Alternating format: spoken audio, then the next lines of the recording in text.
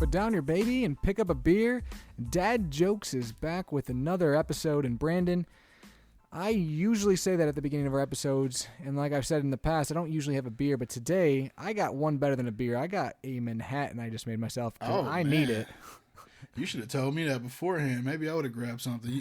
Or we can both say, put down your baby and grab a Red Bull. Exactly. That's been our weeks. It has been. It's been a trying week in the Oleski household, and from what I've heard from you this week, it's been a trying week in the Banks household. We both have had our limits tested and our ability to stay awake for long periods of time tested. So it's been fun. We'll get to that here in a second. Today's episode is going to be an exciting one. We're going to talk about baby apps that we've used in the first few months of our child's life, and they might be beneficial to you, even if your child's a little bit older or hasn't been born yet. These are some great apps, and we'll tell you why. We're going to tell a couple dad jokes as always, go through a couple baby facts. It should be a good episode, Brandon. I'm excited. You know I'm always, quote-unquote, super excited, Jerry. And this is a good, I hate to put it like this, but a good break. Kelsey's downstairs watching Bryce right now, and he's been a little bit irritable for the last, forever. Like that's what I don't know. Short periods of time can seem like forever when your kid's screaming. You either new dads or seasoned dads will probably back us up on that.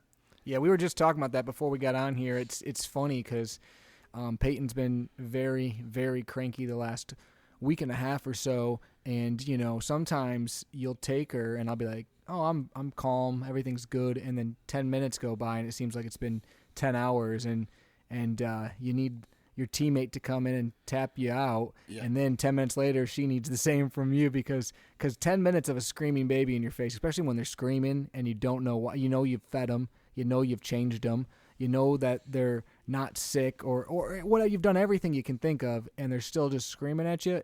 It's tough to deal with. You've never realized quite how long 60 seconds are until you're holding a screaming kid, and that 60 seconds just keeps getting multiplied. It's the minutes start adding up, and heaven forbid it be a little bit longer than that. But we signed up for it. We knew we would potentially get ourselves into this, so we both got to figure it out. Just deal with it. I agree, Brandon. It's funny. We have a segment sometimes here on the show that we call Things Our Wife Said. Today I'll go with things that I said. Earlier today, I looked at Peyton and I said, hey, you better be pretty cool when you're older. I've literally said the same thing to Bryce. I'm like, you lucky I love you, bro. You lucky I love you. Just sitting there just looking at me crying for no reason. Yeah, she was screaming her head off. And I just looked at her and said, hey, you better be pretty cool when you're older, because right about now I'm going to tell you some stories about how you were. That's hilarious. So what else has been going on in the Banks household this last week? Well, last time we talked to you guys, Bryce had a cold, and I'm here to report that cold is still here. So we've been dealing with that. So because of that, we really haven't gone out and done too much. This is probably one of my longer weeks of work as far as being there. More often than I have in the past, where you and I both are kind of gearing up for a big meeting that we have. So getting some work done in that regard. And then we made a decision, like right before he got sick, that we were going to sleep train. And then we unsuccessfully started that process and decided pretty quickly, hey, let's tackle this after he gets a little bit Probably better. Smart. So we've done some research. Kelsey admittedly has done a little bit more than I have right now. Have an idea what the game plan is going to be as far as the sleep train is concerned, but we hit the pause button on that pretty quick. I don't blame you there. It's funny how the best laid plans can fall apart pretty quickly. With a crying baby? With a screaming baby, yes. Yeah. It's going to be tough anyway.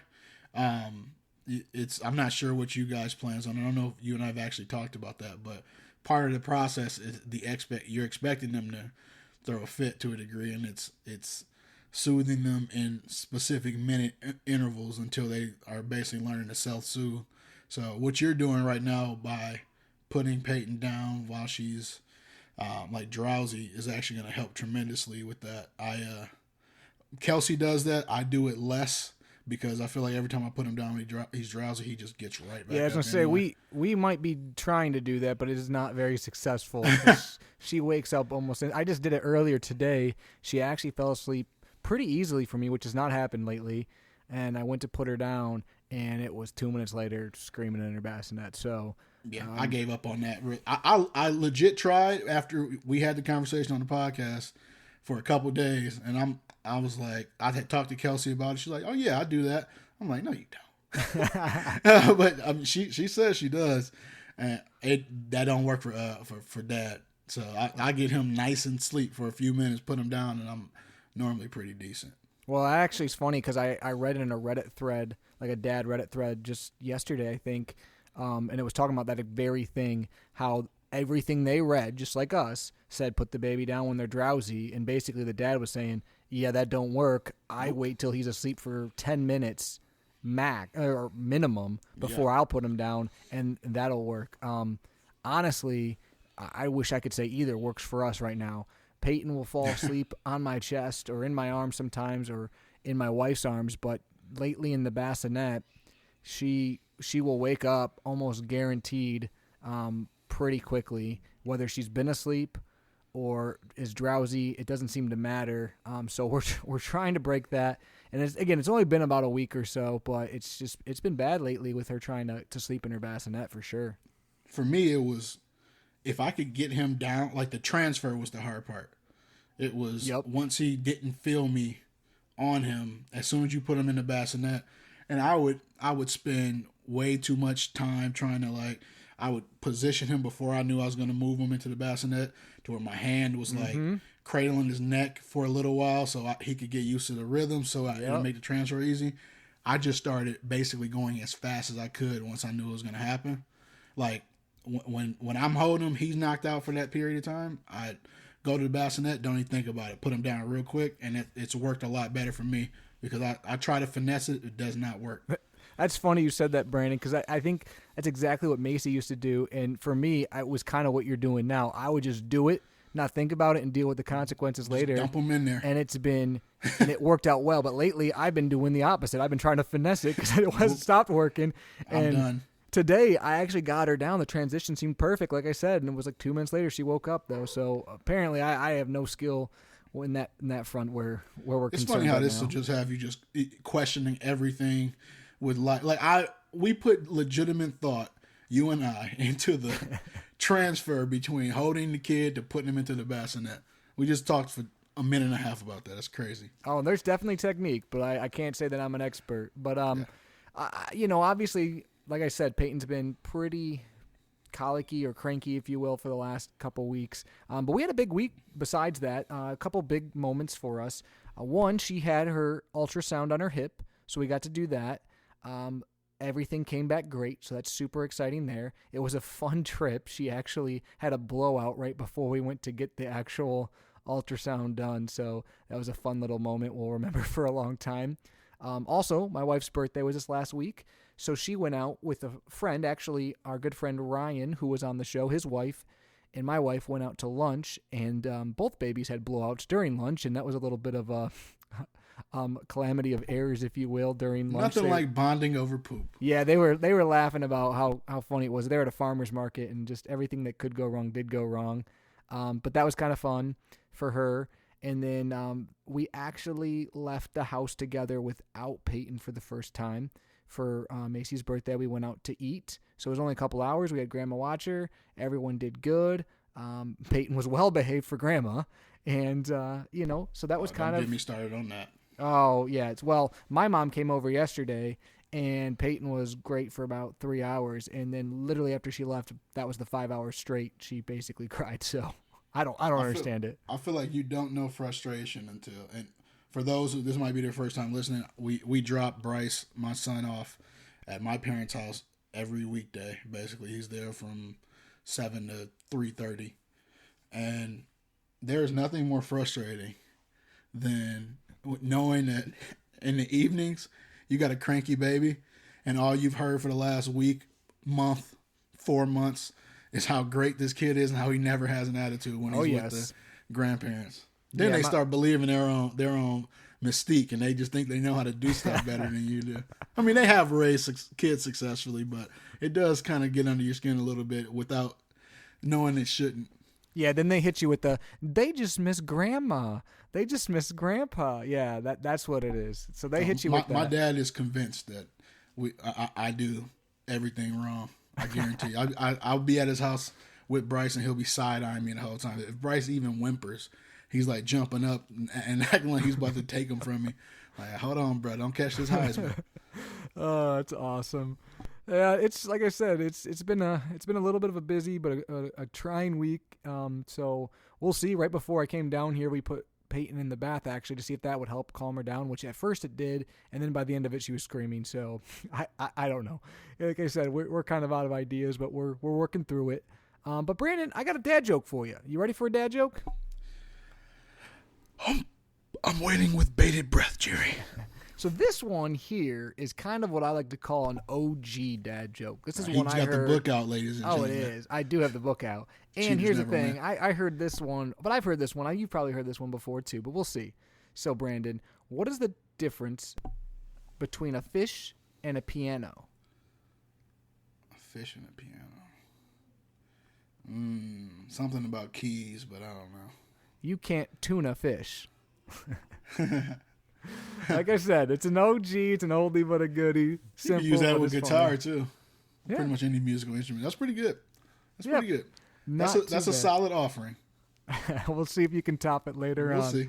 But today's episode, I'm actually excited about this episode. I've been excited about this episode for quite some time because me and you, we've talked apps on this show. We've talked baby tech on this show. But there's a few apps that we wanted to wait until we both used for an extended period of time before we brought them up on the show so we could talk about the pros, the cons, and how they work. And that's today's episode. So these are apps that you can use pretty much from when you take the baby home from the hospital throughout the first, I would say, year or so of their lives. So the first app I'm sure we're going to talk about, Brandon, and I'll let you kick it off, but that is an app you and I both absolutely love and use religiously, and that is the Huckleberry app. Yeah, and actually we have a couple. I've had a couple people since we've had Bryce, or found out we have Bryce, who were also pregnant around the same time, and this is the number one app I think I've sent people in the past like 6 months. The big thing for us is I was told be prepared at every doctor's visits for like questions about how often they're eating, how often they're peeing and pooping, yada yada yada, and this. Quite simply, the free version of this app tracks very succinctly with the easy-to-use interface. You can track every time you feed the baby, every time he or she pees or poops. Has support for multiple children if you do have multiple children that are of that same age. I mean, it's really straightforward and easy to use. Are you guys using it pretty much the same way? Yeah, I absolutely love the app. It's funny, a guy at work the other day, he actually sits right next to me, and he just became a grandfather, and he was making a joke to someone. He's like, hey, so-and-so's kid, they track every single time the baby goes, it's going, basically what the Huckleberry app does. He was like joking about, and then I pulled it up, and I said, you mean this? He started laughing. But, like, the point is, like you said, Brandon, it's not being, like, I don't think we're overdoing it or being obnoxious. It's super beneficial, not just from the standpoint that it might help if you go to the pediatrician or if people ask questions. But what's nice is like it helps you as parents because I can see when the last time Macy fed her was. So if she's crying, like, okay, she probably shouldn't, she might be hungry right now. Or no, she's no way she's hungry. If I feed her with a bottle, I can show how many ounces she ate and when she took it. If she pumps, she knows how many ounces she's pumping per day. And it tracks that and it shows you weekly, monthly, and you can really kind of see what your baby's going through. So it's very beneficial, even from a diaper standpoint. If you're like, man, she hasn't gone a lot lately, you can look back and go, you know what? Actually, she has. It's just in my own head because Macy might have changed a few. The one thing we don't use it for that we probably should, Brandon, and I'm curious to see if you do, and that is sleep tracking. Do you use it for sleep tracking at all? Oh, we do not, but I have an answer for you, Jerry. Okay. On that, which is coming in my next couple app suggestions. One other thing I will say really quick is it also helps.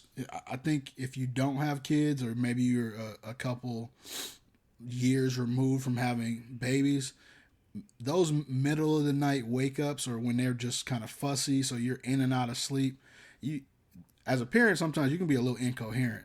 And so if Bryce is like just making kind of noises, trying to soothe himself, I can check the app really quick just to confirm, because it shows you the last, basically the time distance, if you will, since his last feeding.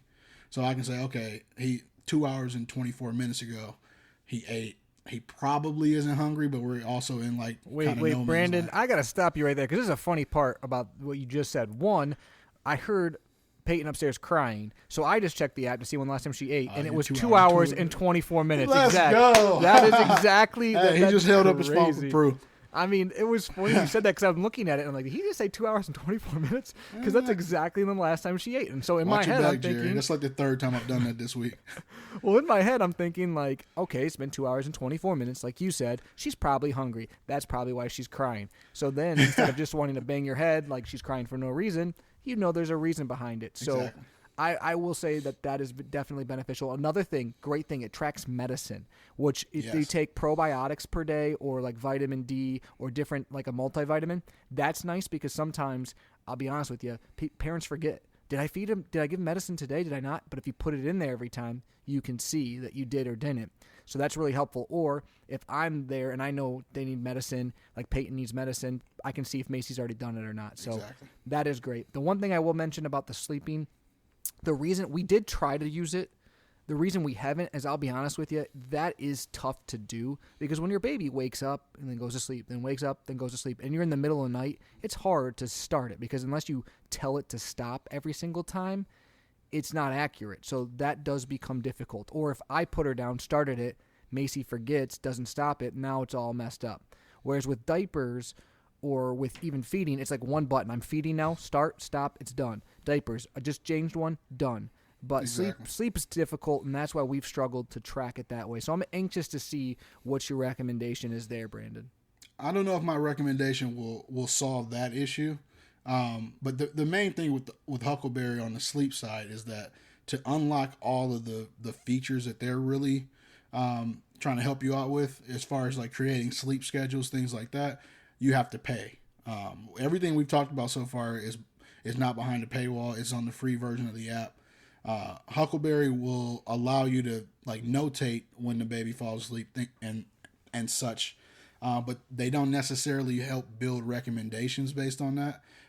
They can, but you do have to pay for it. So the app that I would recommend for that is an app called Napper, Napper, and basically it's a free alternative to the paid version of Huckleberry for scheduling sleep. And what you do is the same thing you're talking about, and you're absolutely right as far as it's user error can cause, if you're forgetting to input, you're not going to get everything you can out of the app. And it's the same thing, really. The reason that kind of diapers and things like that are easier is I can say, hey, you can approximate to a degree as long as you know what it was. You can go back in time and add it or edit. You can technically do the same thing with sleep, but like you said, it's not realistic, and I feel like either of our opinions that you're going to do that every time.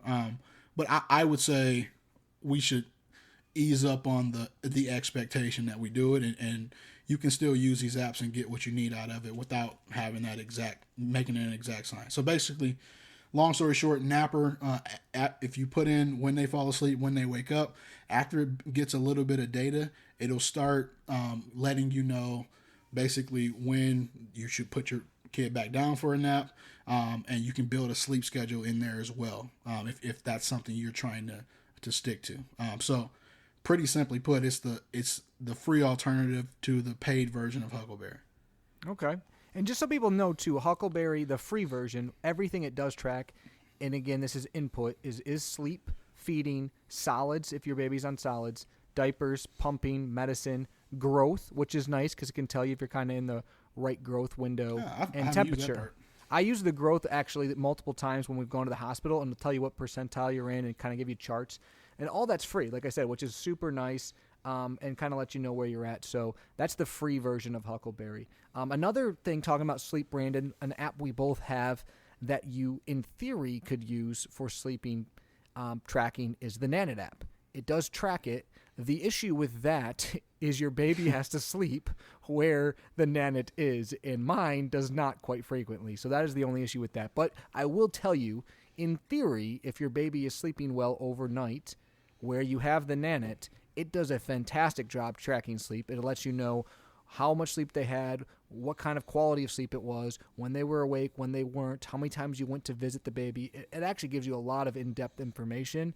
It's just, unfortunately, I have like 3 or 4 nights where that's good input, because every other night she's not asleep in her bassinet long enough to really track that. I think we've gotten a little bit better data. Bryce might just be, his issues up until this last like week and a half have not been at night. For the most part, his nights have been pretty regular. Even if he's waking up more than we want him to. When he sleeps, he's pretty much asleep. So the Nanit app is something we use. It's almost my confirmation, because she's gonna hate me for saying this, but Kelsey doesn't always hear him when he goes to sleep. For the record, Brandon is sneezing right now, so that's why there's. My plan was potentially to cut it in the edit, because I'm looking at the time. But I'm assuming you guys didn't want to hear my sneeze. Luckily, that was only 2. I'm known to go for quite a few more than that. But the cool thing about the Nanit is you do get that Insights tab, which gets you all the data Jerry was talking about. We're in kind of that mid tier. I think you are too, Jerry, if I'm not mistaken. Yep. Where you get 30 days of look back. I am very tempted, just from a personal, to watch the growth level. I was looking at it a couple days ago to upgrade to where you can actually get like an unlimited look back, but it costs an extra $200, and I just can't do it.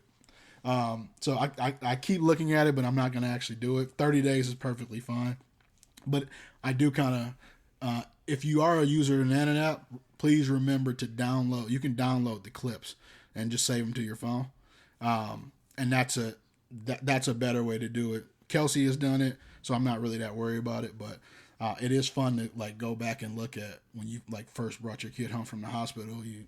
You do have all that footage stored for every time you got up with them.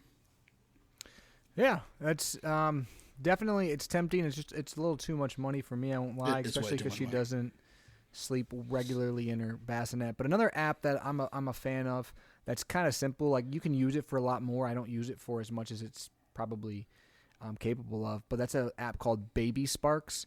And this app you can either pay for it or it can do the free version. I do the free version, and it gives you kind of, based on your baby's age, daily programs, they'll call them, to help with your baby's brain stimulation.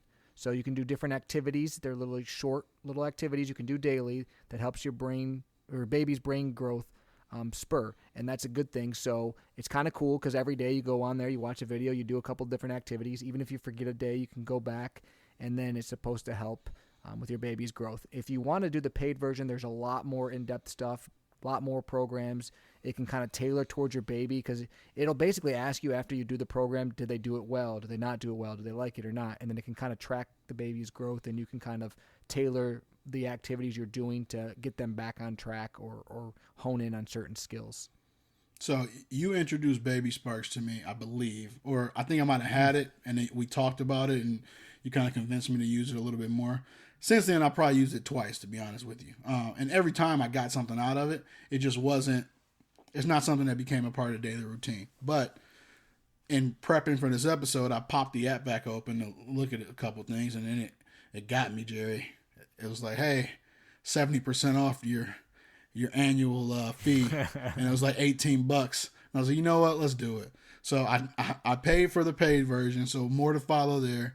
The cool thing is you can share the subscription with up to 4 different people. I'm in. Wink, wink. It's kid specific. But so I sent it to Kelsey. I'm going to share it with my mom and dad because I mean they're with Bryce all the time. And so if we're doing these daily activities a few times a week, that's something that can help. And I know my parents are literally all about anything that's stimulating his brain and trying to. I still remember those Hooked on Phonics VHSs teaching Teddy that we had growing up. Oh yeah, Hooked on Phonics, root words. There was a lot of different things. No, it is a cool app. I like that. The nice thing about the app too is they have like videos, and the videos are like they show you exactly, and they're not super long. You're not watching a 10-minute video with the crying infant. It's like 20 seconds. This is what you need to do. Then you do it. So that is definitely an app that I've used. What's another one you got on the list, Brandon? So one really cool thing is an app called 1 Second Every Day. And this app basically has you take a 1 second video of your kid every day. I know it's crazy how the title is exactly what it is. And then at the end of a year or whatever period of time that you want, the thought process is at the end of the year on their first birthday, you have a time-lapse video basically of your kid growing up throughout that year. I thought that's a really cool idea. I unfortunately did not start it. When Bryce first came home, obviously I think we do have a picture or video from every day of his birth anyway. But that's something we're gonna start using. It's a really coal concept, really cool idea. That is cool. Kind of on the same wavelength, if you will, an app that we've used, and I don't know that we're going to continue using this specific one, but the idea is out there, and that is an app called Photo Books. And basically what it is an app where you put X amount of pictures. So I think it's 30 pictures with this app, and then it organizes them into a monthly book, and the book is actually free. You pay for shipping, but it's a free like soft cover book they send every single month. So if you have a baby, you can have a 1 month book, a 2 month book, a 3 month book, and all you're paying for is a few dollars in shipping. Now, Photo Books is one we use for month 1. We're actually going to use a different app for month 2, compare the two, and then we'll probably go back and redo it to the one we like better. So that way we have a consistent book for the first year of life. But it's kind of cool because basically all you got to do is pick pictures from that month, what you have on your phone, and then it makes the album for you. You can rearrange it. You can do whatever you want, make it more in-depth. You can even add more pages if you want. It just costs money. But it is cool to have a little picture book of your babies month by month for their first year at least. So I think you know of another app too, Brandon, that's associated kind of the same concept, don't you? Yeah, we've actually used it. It's called Chat Books. Yep, that's the one we're going to use this next month. The exact same one, yep. And I'm not even sure if I showed you my booklet. I may or may not have, but really what this started off as is a good Christmas gift for the grandparents was just that Jerry just took another swig of that Manhattan. I think the last one got to him a little bit. He made it strong. He made a little face. That's a big one. He made a little face when he when he drank it. It's funny. But Chat Books, it started off as a gift to the grandparents. I saw Kelsey kind of putting it together. You basically, same way Jerry described. You can use your Instagram page, or you can use your camera roll, upload the photos, and it's pretty simple. They send you a book pretty quickly. It's a hardcover book with photos inside of your kid. What I used it for is, I probably shouldn't say this out loud, but I was getting really annoyed with people coming up to me asking me to like see pictures of my kid. And you know me at work, like if I got a couple seconds to sit and talk, okay, I'll sit and talk. But most of the time I got something that I'm doing, and it's very annoying to get interrupted for me. But when you have a kid, people don't care. And it's also like, I recognize you should be like kind of open to it because they're invested in you, they're invested in your kid. So I was being nice, but I'm showing people pictures of my kid. What that turns into is you're showing your camera roll. Some people are not I don't know what I should say there. They're handsy? Yeah. So they themselves decide they want to start swiping across your phone. One, I don't really like that. Like, nah. Be careful where you're swiping. Nah. That's not cool. But two, they start getting disappointed because guess what you see when you do that? You see 50 of the same freaking photo because we're trying to get the perfect picture. So you're swiping. One, you can swipe and see something you don't want to see. But two, you swiping and now you're disappointed because you see the same doggone photo every single time. So I saw Kelsey was making it for my parents and her parents, and she had a suggestion. I was like, that's brilliant. We made one for me at work. So I keep a photo book at my desk. Customers walk in who've known me for a while, coworkers, they ask for pictures of Bryce. Guess what? We got a photo book up until about 3.5 months of his life. Take a look at it here. Beautiful. And I can keep doing what I'm doing as they're looking through it. Yeah, no, and the thing too, about it is like chat books, photo book. There's a couple different apps. They have different options. So you can do soft cover, hard cover. You can do more in-depth ones. So it's not like you have to do the free version. But the nice thing about those apps is they do have a free version. So if you want a little book that you don't have to pay for, it's why not, you know? And it helps document it. What's nice too is then if you have a great aunt that comes over, or you know, a cousin you don't see very often, you can go, hey, here's the first 5 months. Look at these books right here, and you can hand them it. Also, when the baby gets older, babies love looking at pictures of themselves when they were younger. My nieces and nephews, they love looking at themselves when they were like little babies. So yeah, I'm sure Bryce can look back and he'll love it. He thinks it's great. You know what I mean? When he's 3 or 4. Dude loves looking at himself right now. If I ever want to calm him down, I'll just put him in front of the mirror. He just looks at himself and starts smiling. There you go. Another app that I like, Brandon, that I think you introduced me to actually, is an app called Wonder Weeks. Oh yeah. And that's an app that, again, you can pay money for, or you can do the free version. Me, as you'll notice, I'm cheap. I do the free version. But basically what it does is it introduces you to Wonder Weeks, or what they call Leap Weeks. And leaps are different events when a baby goes through them, where they're kind of transitioning into a new phase, where they have new things they can start doing or seeing or experiencing. And quite often, if you'll notice in these leaps, Brandon, basically it just means they're going to cry a lot more. That's what I've gotten out of most of these leaps. Exactly. Right now, shockingly, Peyton is in one. So, hey, guess what? Bryce is too. Bryce. The longest one possible, actually. Oh, gosh. Well, that's the nice thing, though, about Wonder Weeks is it tells you what's going on, what the baby's experiencing, what you might be seeing from them. And again, it's not an exact science. It's not exactly like, hey, this Tuesday at 7 p.m., Bryce is going to enter leap number 4. That's not how it works. But it is kind of cool, and it will tell you, and you can kind of track. So sometimes, like this week, I'm like, what is going on? You can go on there and be like, okay, so maybe she's going through some stuff right now. So which leap is she in right now? She's in her second leap. So this is a second leap. It's kind of sensations. It starts talking about like different sensations she's starting to go through. Oh yeah, I remember that one.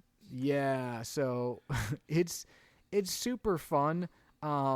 It's a longer one as well, and basically their metabolism, internal organs, all that kind of stuff starts to develop more rapidly. Which, guess what the signs are? Cry more than usual. Cling more than usual, grumpier than usual, sleep poorly. Yeah, nothing good. All the signs, that's the one negative thing about Wonder Weeks. All the signs are always negative. Yeah. Which is not their fault, but it makes you upset sometimes. You look at it and you're like, where's the leap where it's like, baby laughs more? The baby wants to just be quiet all the time. They don't exist. So that's okay.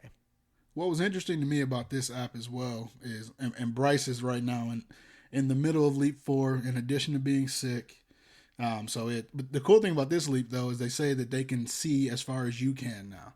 So he pretty much can see everything and at much further distances. But they don't go off of the day the baby was born when they're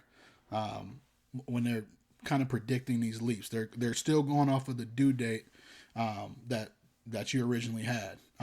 So that's what they use to predict the leaps. Typically, they say it's within a week or so either way. That you may or may not be in them, but it's an app that at the very least, I don't know if my life would be any different if I didn't have the app, to tell you the truth. But it almost just like confirms what you already know, and then it gives you a potential light at the end of the tunnel if you feel like, oh, like just as an example, I knew he was in the middle of his leap. I don't know if I had sent it to Kelsey, so as we're recording, I texted a screenshot of it to her, and she was like, yeah, that's exactly what we're dealing with. And then she said 16 days left. Oh my God. Yeah, exactly. So it's potentially a light at the end of the tunnel, but maybe not. Exactly. That was funny. You had another app on the list, Brandon. Yeah. So for us, and this is actually the last app that I have listed. It's Owlet. So as Jerry mentioned, he's a cheapskate.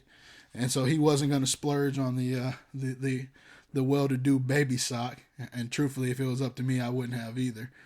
But that the Owlet app, very similarly to the Nana app, gives you an insights tab, and it actually knows when we go to wake the baby up, when Bryce was fussy, when he was awake, when he wasn't in the middle of the night. But really what it's doing is monitoring his blood oxygen level, as well as his heart rate. And as I began to talk about this, it hit me that this app is no longer available to you guys anyway. So it's probably pointless for me to even bring it up, because the outlet, the FDA determined they were selling it as like a medical device, and so they told them they couldn't do it anymore. The functionality is still the same.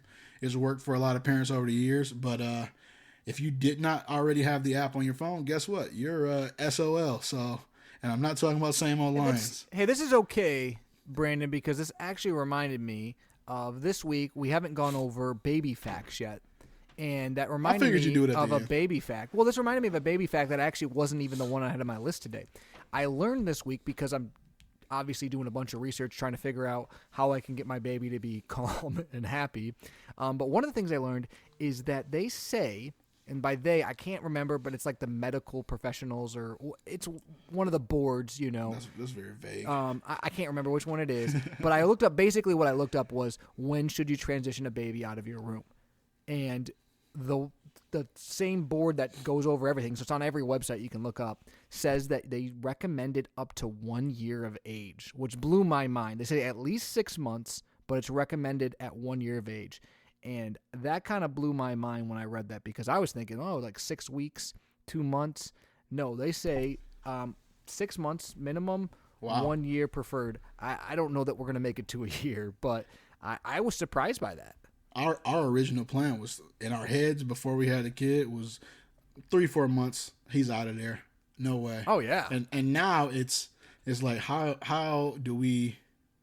Now the last part, we were feeling pretty sentimental, so we're like, how can we ever have this beautiful baby leave our rooms? Now it's the after opposite. the last week, I might drop kick him and kick him into his nursery. Who knows? But that I'm glad you brought that up, because I hadn't done actual research on it. We've done kind of research on the sleep training, things like that, but the timing, that makes me feel a little bit better. We might push that, because it's gonna be, you might be sooner than we are. Yeah. So one last app before we get on to a couple other things before closure is, one last app I'll mention is the Hatch app. If you do have the Hatch, which a lot of people do, it's a great app to have, because you can basically do everything right from your phone. So whether you're by the baby in a different room, they're in the nursery, or even just you don't want to mess with the actual physical thing, it's a great app. You can play everything from your phone, super quick and easy. So if you have the Hatch, use the app. It's great. If you don't have the Hatch, I highly recommend it.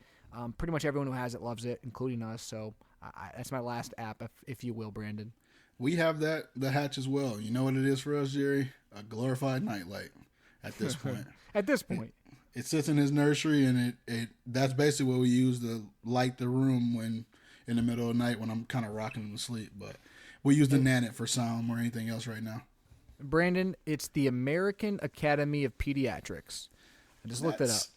Okay, that's is that legit? Does that count? It's pretty legit. All right, so hit me with a baby fact. I want to hear a baby fact from you. So my baby facts were relevant to what I'm going through right now, and it's about the baby sleep cycle. Now, all babies are a little bit different, but it is thought that babies have a 5-step sleep cycle. So the first 4, and most babies, night wake ups are normal for newborns. Your baby isn't like broken if it continues waking up. It's actually important for them to have night wake ups, because most babies metabolize breast milk really quickly. So they get hungry, and it's their body basically keeping them ready to eat at most times. But for a newborn, what they say is the first step is a 45 to 50 minute cycle. It's light sleep. It's easy for them to wake up during that time.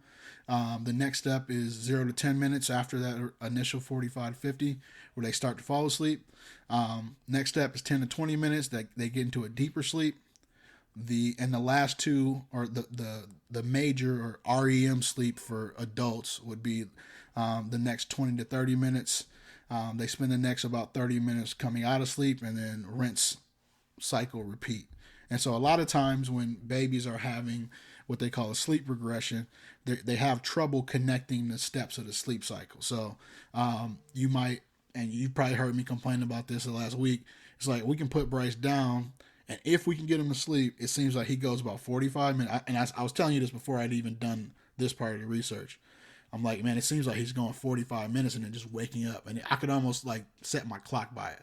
He'd go about 45 minutes, start stirring, and then he would wake up almost every time. And the reason is when they hit a sleep regression, which is really common at 4 months, they have an issue connecting the steps in the cycle. And so that's my baby fact, my relevant baby fact of the week. I like it, Brandon. That was some good information that I didn't know. Just to kind of build on the one I just mentioned too, the reason that they recommend 6 months or to a year is actually to help cut down on the probability of SIDS. So that is why they do that. So just so you know that he's going to be in my room until he about 14. Yeah, well, that was the problem. I read that, Brandon. I'll be honest with you, because I'm thinking, oh, yeah, I need to get her out of here. And then I'm like, well, now you scared me into it. So she's gonna be in my room, like you said, till 14. Gosh, dang. So, but I got another SIDS, I'm going to throw one more fact out there. All right, go ahead. Because I was always under the impression that SIDS was basically like, almost like baby suffocating. And you get sold a lot of stuff. Like we got to... I shouldn't say this. People are going to just think that we spend way too much money. But I got a mattress in there that's like very highly rated because it's completely breathable. Like I can put my face on it and breathe right through it. And in my head, I have.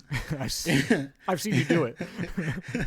In my head, I'm like, I'm protecting my kid from SIDS.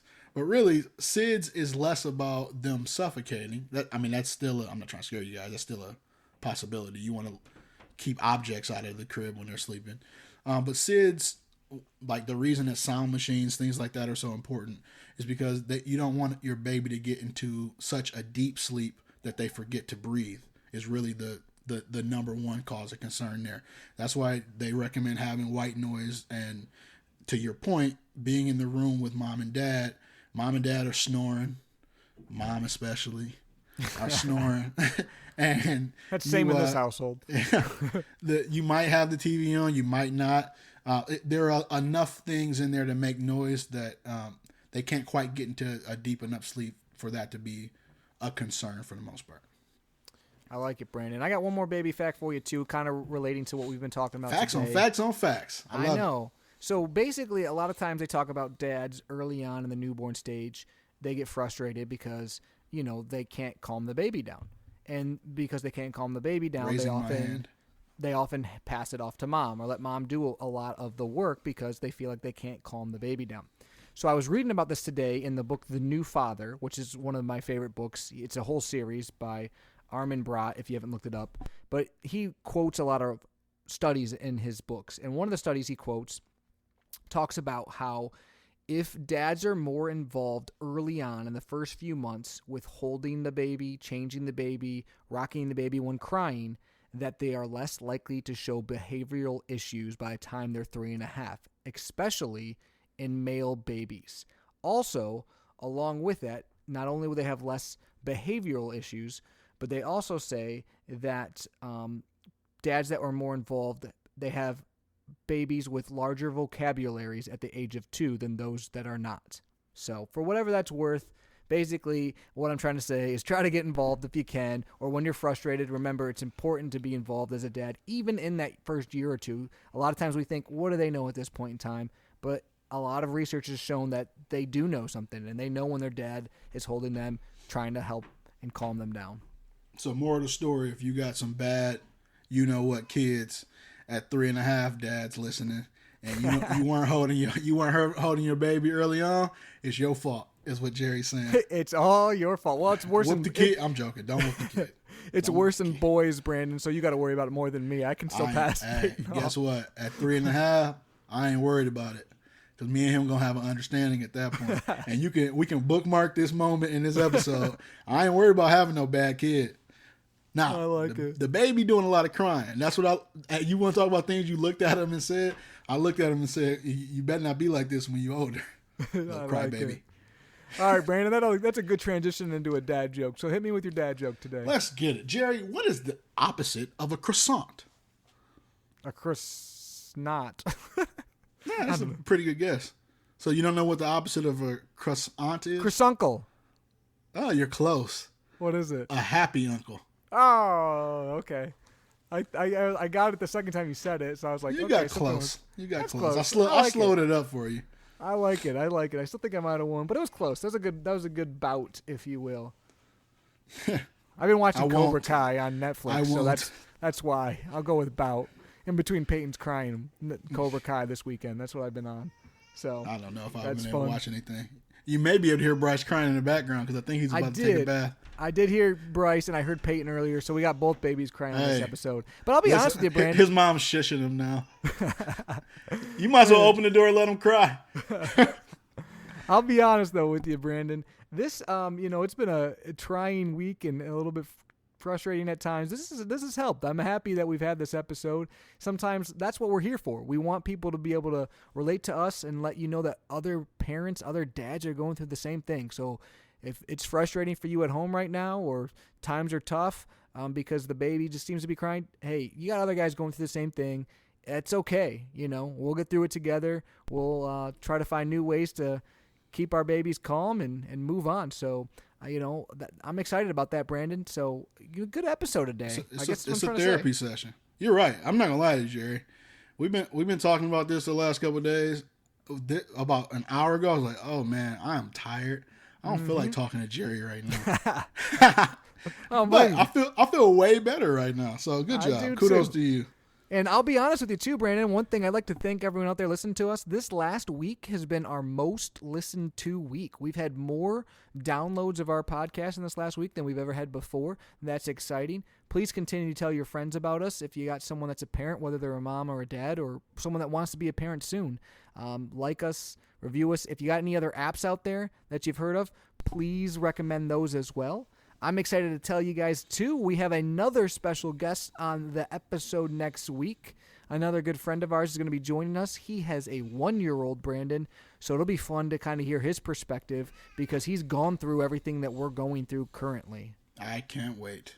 Yeah, it'll be great. But for Brandon, I am Jerry, and you've been listening to Dad Jokes.